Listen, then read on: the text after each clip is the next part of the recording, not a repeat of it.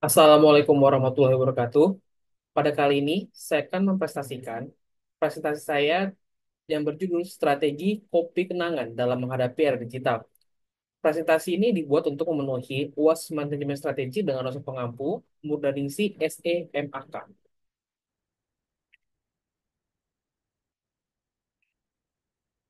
Kopi Kenangan didirikan pada tahun 2017 oleh Edward Tirnata, James Prananto, dan Cynthia Hoirunisa dengan tujuan untuk menyebarkan kecintaan mereka terhadap kopi Indonesia ke seluruh dunia. Mereka memulai dengan sebuah gerai kecil seluas 12 meter persegi di Menara Standard Chartered, Jakarta Selatan dengan modal awal hanya 150 juta rupiah. Setelah mendapatkan pendanaan awal pada tahun 2018, Kopi Kenangan mempercepat ekspansi gerainya di Indonesia, menjadikannya salah satu pemain utama di pasar kopi fresh brew di Indonesia. Pada tahun 2019, perusahaan ini menarik perhatian investor internasional, termasuk Jay-Z dan Serena Williams, melalui pendanaan seri A. Meskipun menghadapi tantangan pandemi COVID-19 pada tahun 2020, Kopi Kenangan berhasil menyesuaikan strategi ekspansinya dengan fokus pada area residensial, sehingga jumlah gerainya lebih dari 2 kali lipat dibanding tahun sebelumnya. Pada tahun 2021, Kopi Kenangan mencapai status sebagai unicorn food and beverage new retail pertama di Asia Tenggara setelah memperoleh pendanaan seri C. Ekspansi internasional dimulai pada tahun 2022 dengan pembukaan gerai pertama di Malaysia, diikuti oleh Singapura pada tahun 2023.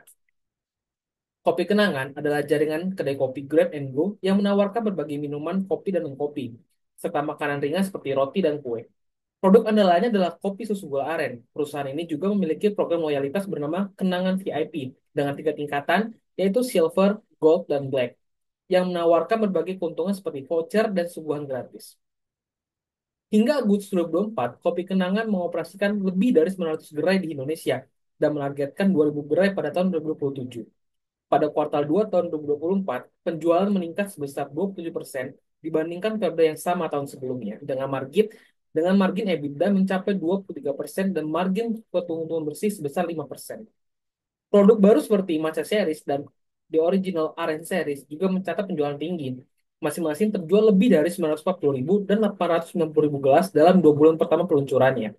Selain ekspansi domestik, Kopi Kenangan juga memperluas jangkauannya ke pasar internasional dengan membuka gerai di Malaysia dan Singapura, serta merencanakan ekspansi ke Filipina dan India. Strategi ekspansi global ini dilakukan melalui lisensi bisnis dengan mitra F&B lokal di negara-negara tujuan.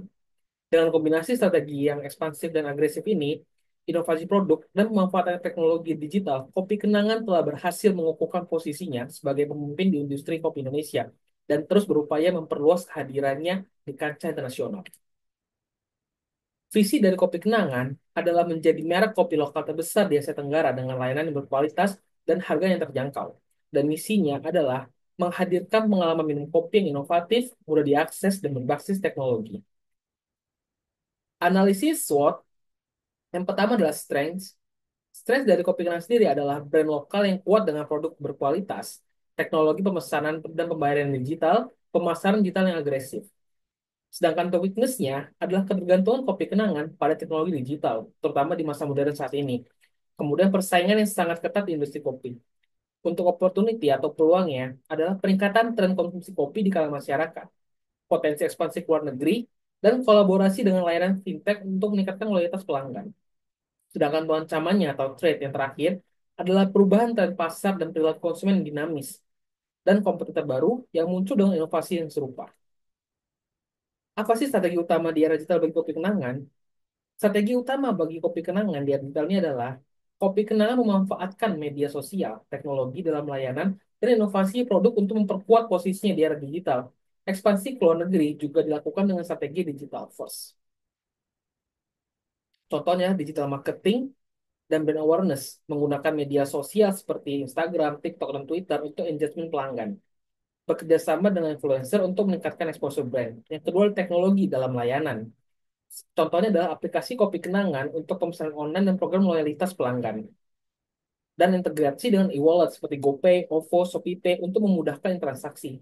Yang ketiga adalah ekspansi dan inovasi produk, yaitu meluncurkan produk baru seperti Kopi Kenangan hanya untukmu. Ekspansi ke luar negeri dengan tetap mempertahankan strategi digital first seperti yang sudah disebutkan sebelumnya. Kritik dan saran strategis. Evaluasi dasar strategis. Transformasi digital terbukti membantu peningkatan efisiensi dan pertumbuhan bisnis. Namun, Kopi Kenangan perlu melakukan diversifikasi pemasaran dan memanfaatkan teknologi AI untuk personalisasi layanan.